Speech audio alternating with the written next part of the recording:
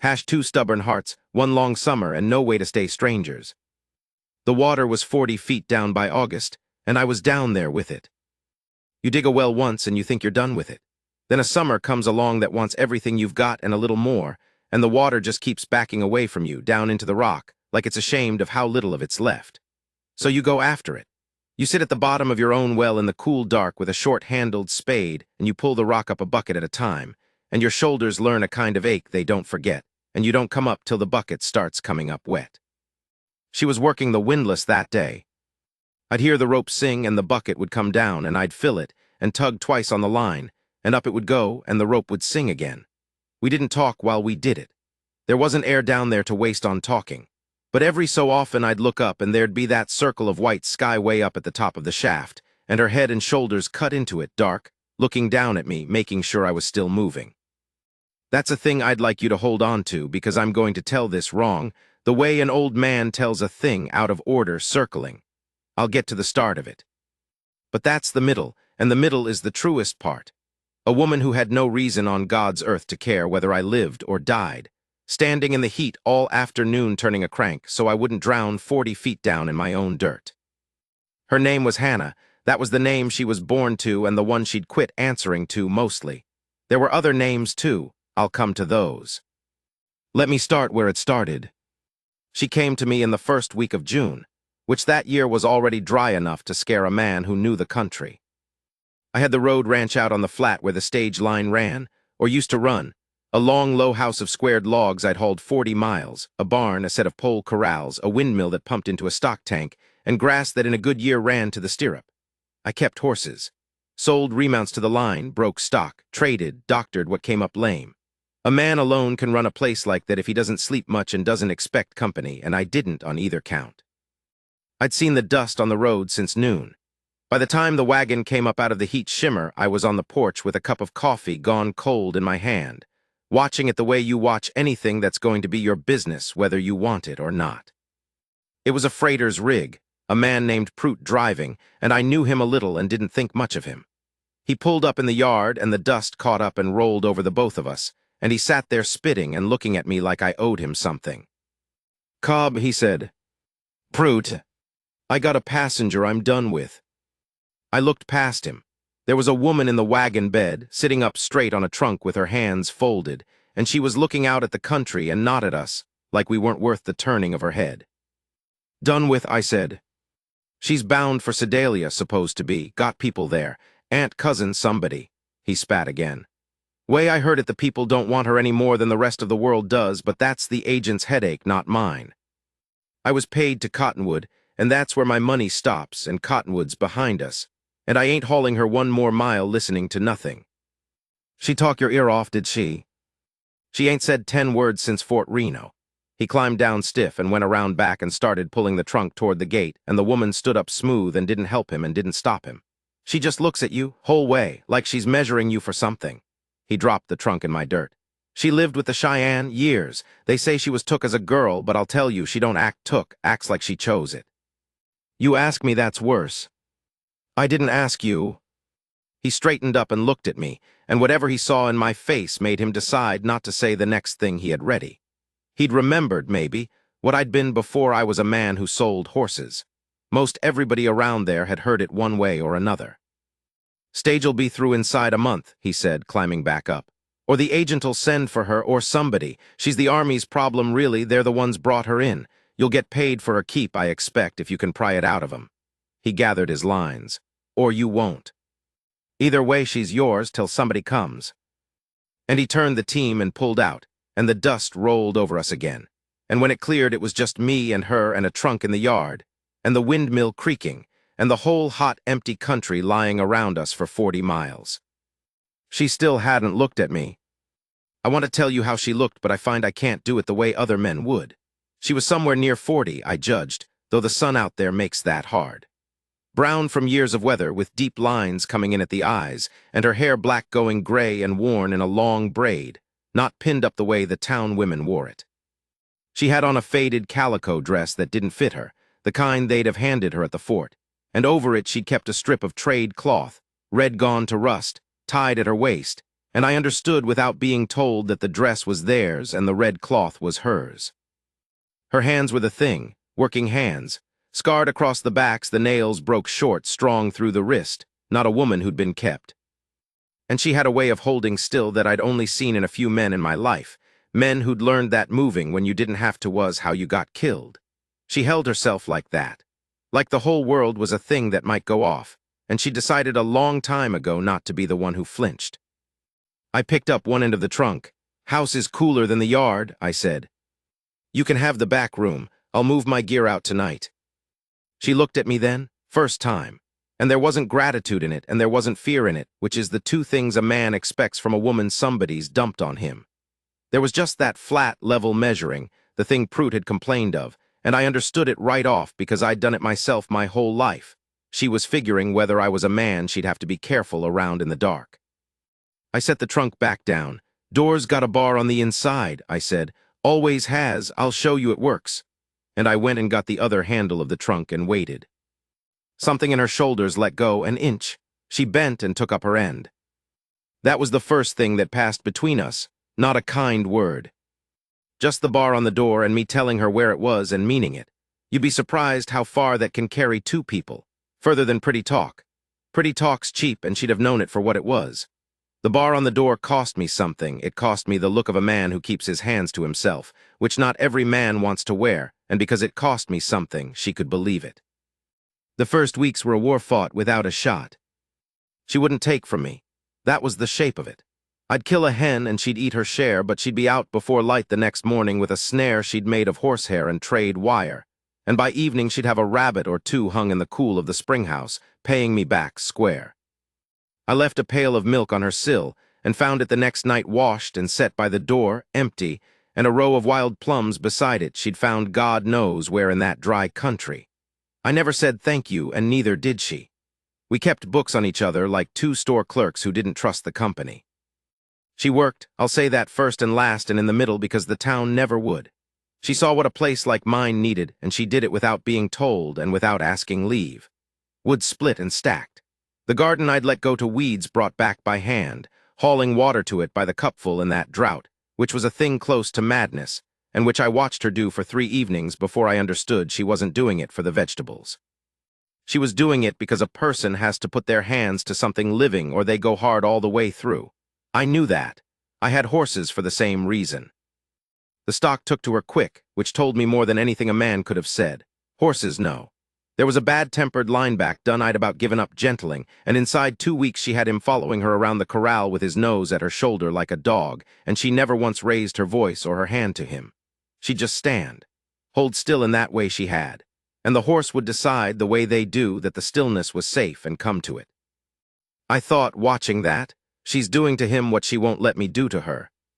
Standing still and letting him come on his own in his own time because that's the only way it's worth anything.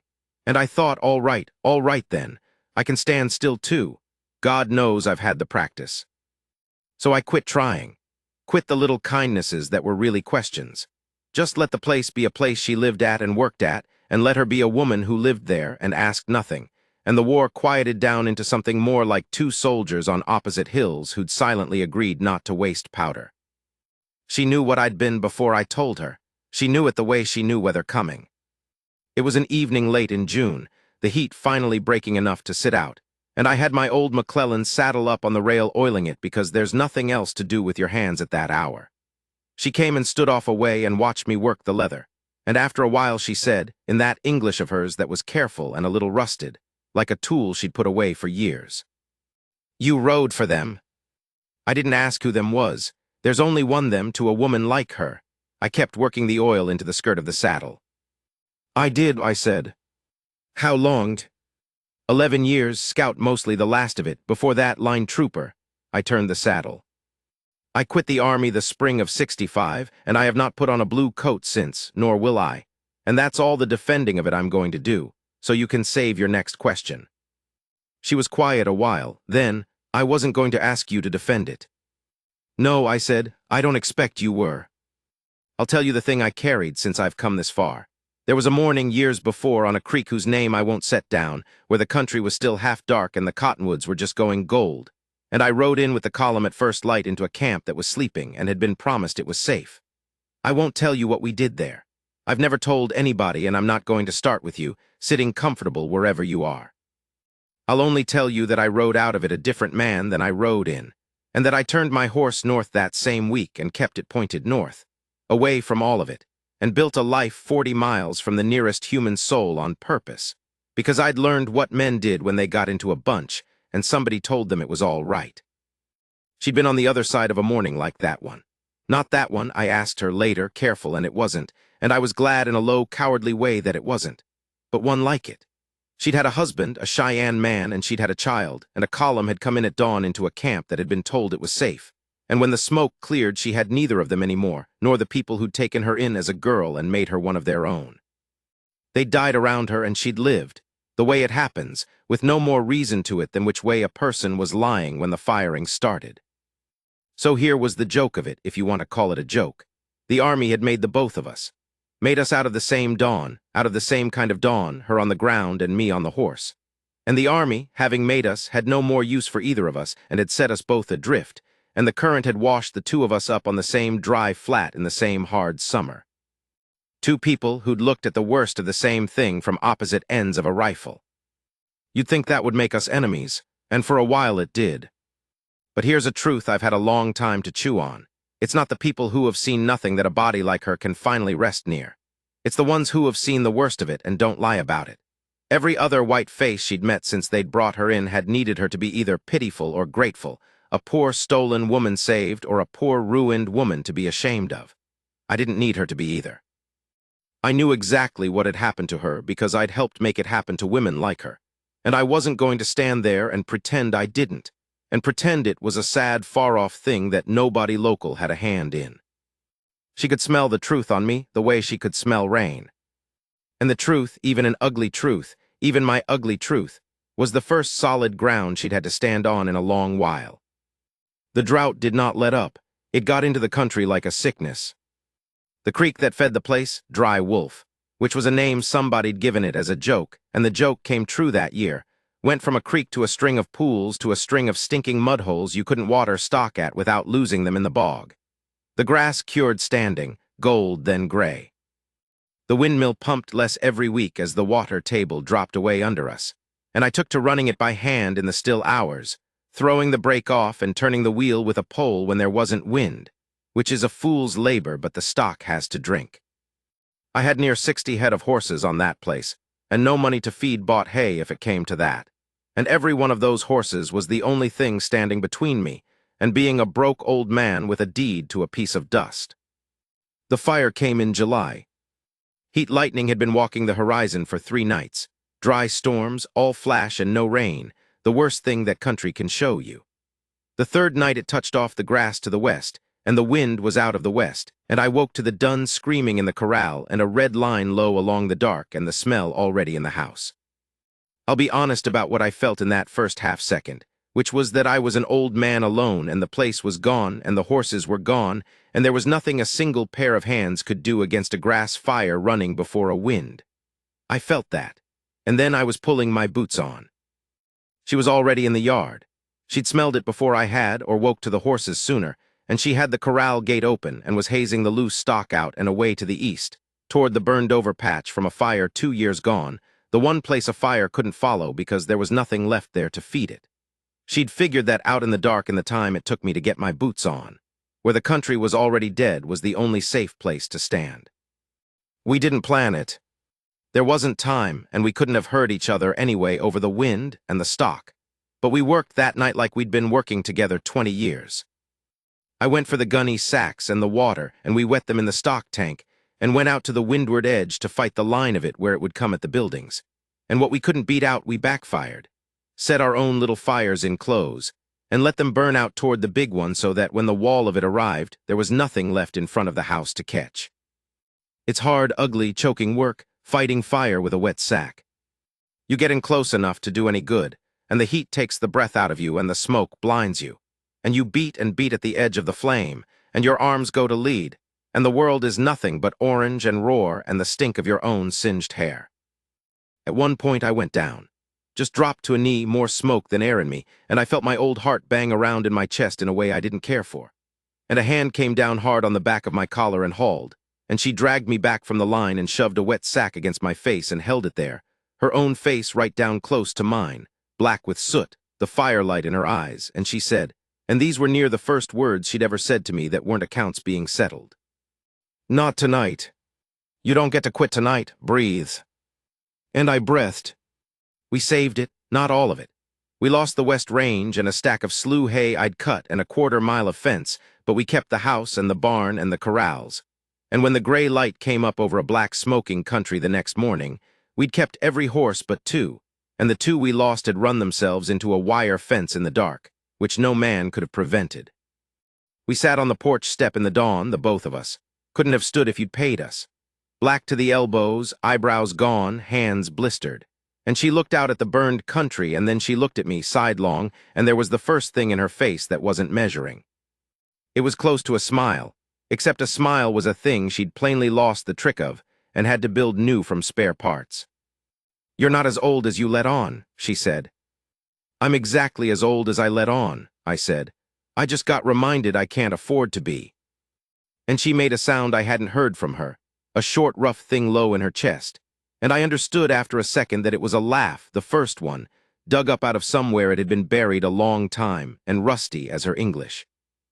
I have been thanked in my life and given things, and once or twice told I was loved. None of it ever landed in me the way that broke-down rusty laugh did, on that porch step, in the ashes, at the end of a night we should not have lived through. The town heard about the fire, the way towns do, and what the town took from the story was not that an old horse trader and a strange woman had saved a place against long odds. What the town took was that the woman was still out there, living with me, alone, the two of us, all summer. So the town sent a delegation. That's a polite word for it. 3 men rode out one Sunday afternoon in their town clothes. There was Harmon, who had the mercantile and held paper on half the valley and considered that it made him a kind of magistrate. There was a younger one, Del Sykes, who I'd had trouble with over a horse and who carried it. And there was a preacher, a soft-handed, sweating man named Eubanks, who I think honestly believed he'd come on an errand of mercy, which is the most dangerous kind of man there is, the kind that's sure his meanness is a kindness. She saw them coming and went into the house, not hiding, getting where the rifle was. They didn't get down. Harmon did the talking, the way the man with the money does. "Cobb," he said, "we've come about the woman. She's got a name." "That's as may be. Folks are talking, Cobb. A white woman alone out here with a man, no marriage, no chaperone. It's not Christian and it's not decent, and it reflects on the whole valley. The Reverend here has made arrangements. There's a place in Sedalia, a Christian home, where a woman in her situation can be looked after proper, taught to be. He hunted for the word, to be white again, you might say. We've come to take her in." I let that sit in the hot air a while. "To take her in," I said. "For her own good." "She's bound for Sedalia already," I said. "The agent's people are seeing to it. When the road's open and somebody comes for her, she'll go or she'll stay, and it'll be her say-so, not yours and not mine and not the Reverend's. She's a grown woman who's buried more family than the 3 of you put together, and she'll decide her own road." Sykes leaned over his saddle horn.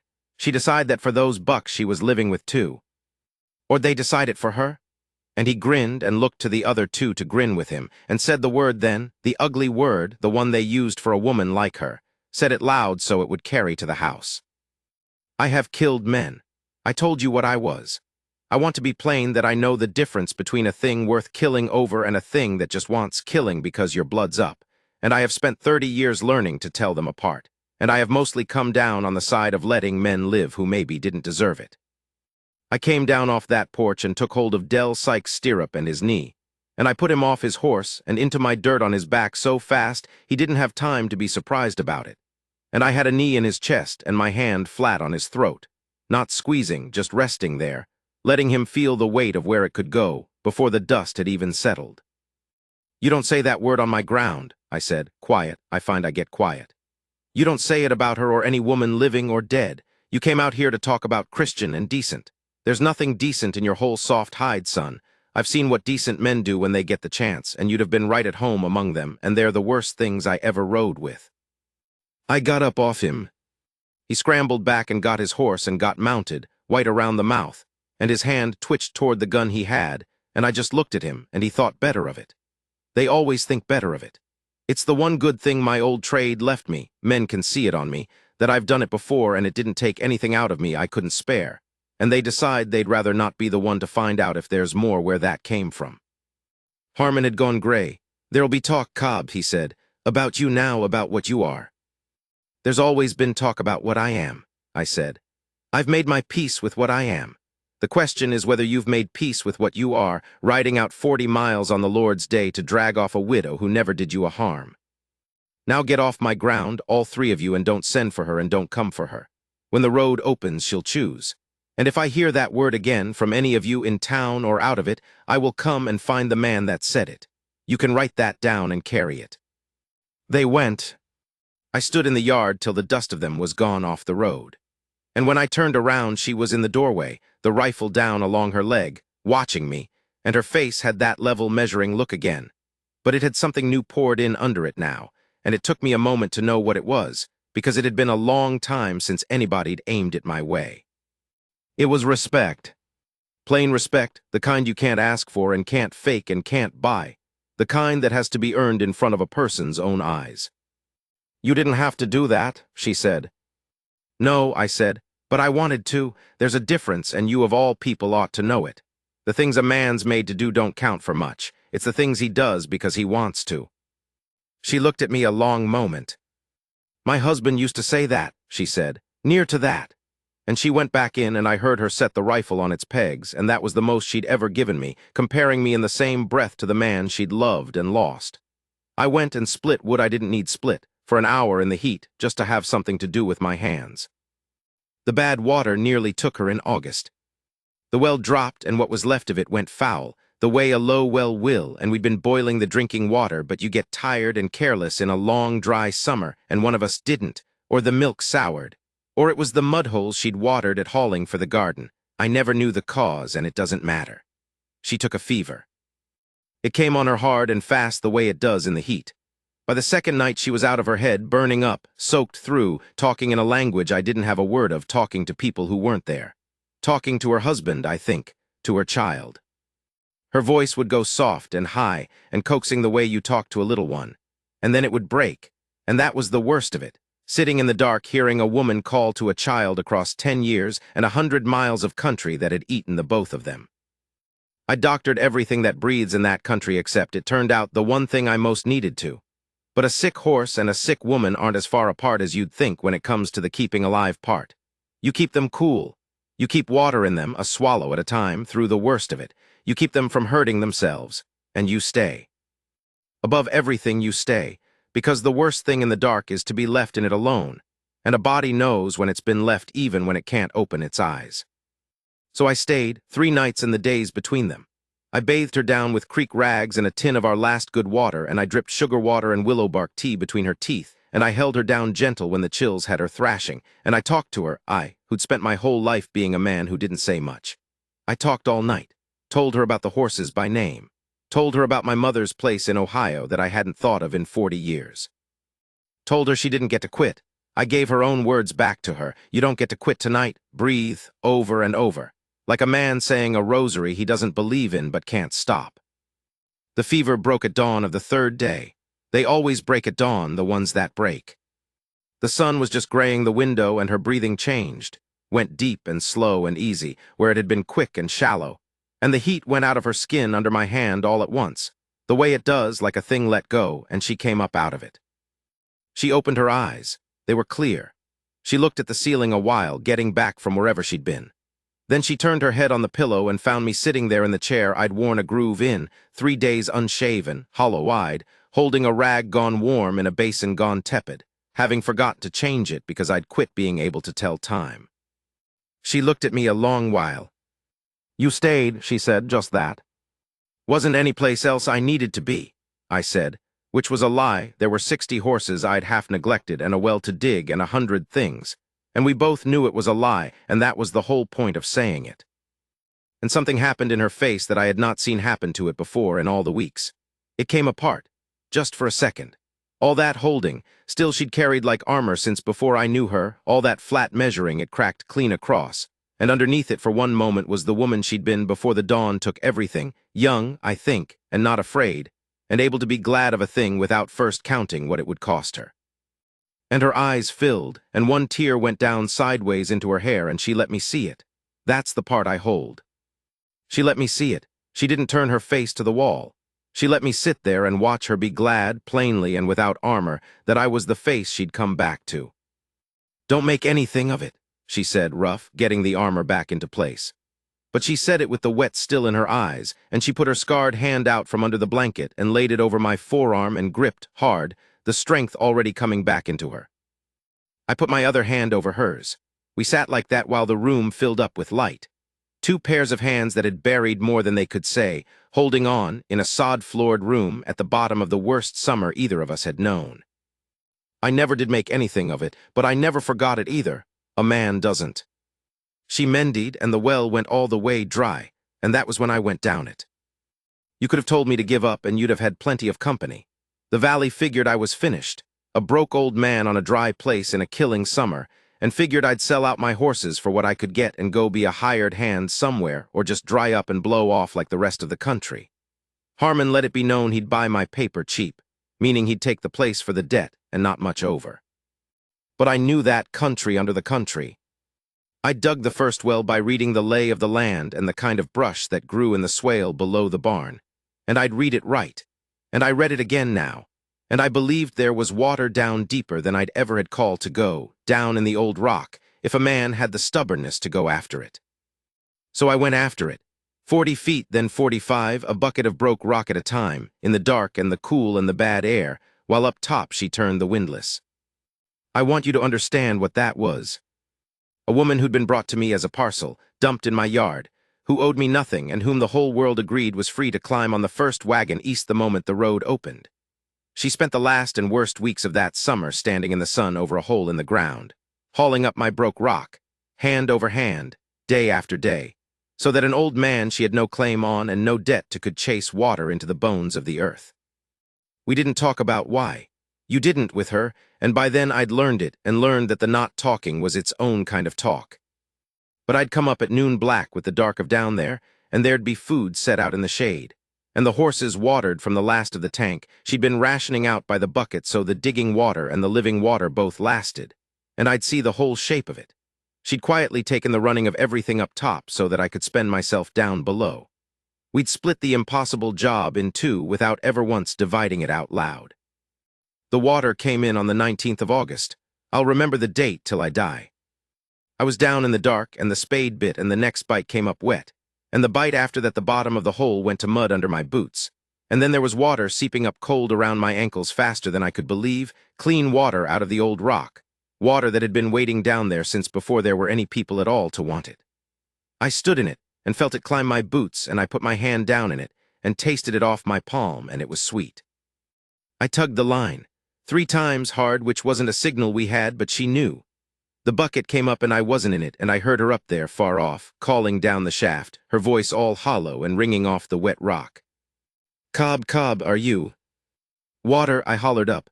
My own voice came back at me strange. "It's water," it came in. "I'm standing in it." And there was a silence from up top, a long one, and then a sound came down to me 45 feet underground, a sound I'd only heard her make the once before on the porch in the ashes, that rough dug-up laugh. Except now it didn't stop after one. It went on. She stood up there at the top of the world in the white sky, and she laughed and laughed, and some of it might have been crying. You couldn't tell from down in the dark, and it didn't matter. And I stood in the cold, sweet water in the black at the bottom of my own well, and I laughed too, the both of us, like a couple of fools at the two ends of a rope, while the water rose around my feet. That's love, I'll tell you, if anybody ever needs me to define it, which nobody ever has. It's not the porch and the held hand, though those count. It's two people at opposite ends of a rope in the dark, laughing because the thing they nearly killed themselves over came good. The road opened the first week of September. The drought broke about the same time, a slow, soaking 3-day rain that came too late to save much, but that meant the country would live, and so would the line. And inside the week the stage was running again, and inside 2 weeks a wagon came out from the agency at last. a clerk and a driver, sent finally to carry the woman called Hannah on to her people in Sedalia, the way it had all been arranged back in June before any of this. I'd known it was coming, we both had, we'd had a whole summer to know it. And neither of us had said one word about it, all August, all through the well and the fever and the fire, what would happen in September when the road opened and somebody finally came. We were two of the stubbornest people God ever set down on one piece of ground, and being stubborn, neither of us was going to be the one to say the first soft word and risk being the only one who'd felt the summer the way they'd felt it. So the wagon came. The clerk got down, a decent enough young fellow, and read off her name from a paper, Hannah, the born name, the one she'd quit answering to, and said he'd come to take her to her family, and that her trunk could go up top, and asked was she ready. She stood on the porch. She had on the same faded calico she'd come in, with the strip of rust-red trade cloth tied at her waist, the way she'd worn it all summer, theirs over hers. And she looked at the wagon, and she looked at the road east that ran off to Sedalia and to people who didn't want her and a Christian home where they'd teach her to be white again. And she looked at me. I was standing by the corral with the line-back Dunn's halter rope in my hand, the Dun she'd gentled, and I'd be lying if I told you I said anything fine, or asked her to stay, or got down on a knee, or any of it. I didn't.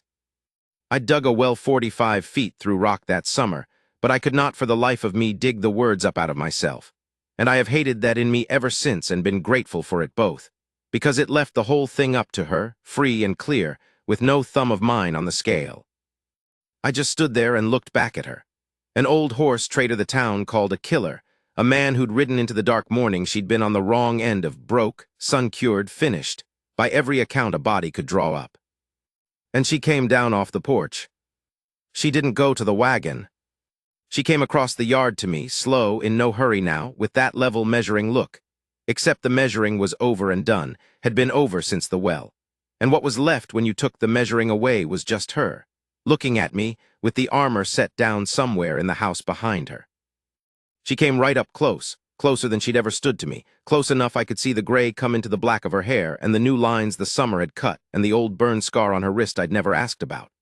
And she reached up that scarred working hand, that hand that had turned the windlass over me for weeks, and she laid it flat on my chest, over my heart, and left it there, and I could feel through my shirt that her hand was steady, not a tremble in it. She'd quit flinching at the world a long time before, and she wasn't about to start now, not even for this. "I'm not getting on that wagon," she said. "No," I said, "it was all I had." "No," and the corner of her mouth went, that rebuilt from spare parts smile, surer now than it had been in July. "I buried one good man and most of a life I'd chosen for myself, and I had it set in my mind I was done choosing, that choosing was a thing the world had taken away from me along with everything else. And then a sour old fool dug a hole 40 feet in the ground rather than let his place die, and stood between me and 3 armed men on a Sunday for no profit to himself, and sat 3 nights in a chair so I wouldn't die alone in the dark." Her hand pressed flatter on my chest. "I'm done being a thing that gets carried places. I'm choosing where I stay, and I'm choosing here, with you. If you'll have a stubborn old widow who eats more than she's worth and won't ever once admit you were right about anything." I put my hand over hers on my own chest, the way I had in the sick room. "I've been right about exactly 2 things in my life," I said. "I was right about where the water was, and I was right the day Prout dumped you in my yard to show you the bar on the door first thing. Everything else I'll grant you." And I felt the laugh come up in her, felt it under my hand before I heard it, that rough, beautiful sound, and this time when it came it didn't have any crying mixed in it at all. The clerk was still standing there with his paper, looking from one of us to the other. "Ma'am," he said, "I'm to bring you to your family in Sedalia. It's all arranged." She didn't even turn her head. "I'm with my family," she said. "Tell them I said so, tell them they can have my trunk." That was 26 years ago now. She told me that winter the name her husband's people had given her when she came to them as a girl, and what it meant, and I won't set it down here because it was hers, the one thing in this whole story that stayed all the way hers, and a man ought to leave a body something the world can't get its hands on. I learned to say it, said it badly. She let it stand. She called me Cobb to the end, never did take to my given name. Said Cobb suited me, hard and short and no use arguing with, and I expect she had the right of it. The well never failed again. 26 years and it's run sweet through every dry summer since, including some that put that first one to shame, and the young fellows that have the country now don't know why the old Cobb place has water when their own run's short, and I've never told them. It's down in the old rock. You have to be stubborn enough to go after it. She's out under the cottonwood I planted by the spring house, the one tree on the place that the garden water kept alive that summer, the one I think now she was really keeping alive all along, hauling it by the cupful in the heat, for a reason neither of us could have named yet. I'm going out there myself before too long, the doctor in town says, and I find I don't much mind. I've had a long while to make my peace with what I am, and somewhere in that long while, on a porch step in the ashes and at the bottom of a well and in a chair in the dark, I quit being only the man who rode into that morning, and got to be a man a good woman crossed a yard to choose. Most evenings I still go out and sit on the step where we sat after the fire. The horses come up to the fence the way they did for her. The windmill turns, and the last of the light comes down gold across a country that's green now, that healed, that came back the way the dead summer never let us believe it could. I sit there till it's dark. I'm not waiting for anything. I just like the way the place looks at that hour when the heat's let go and the water's running and the work of the day is done, and there's a hand in my mind, steady and scarred and warm, laid flat over my heart, not a tremble in it, telling me I don't get to quit yet. So I breathe, and I stay,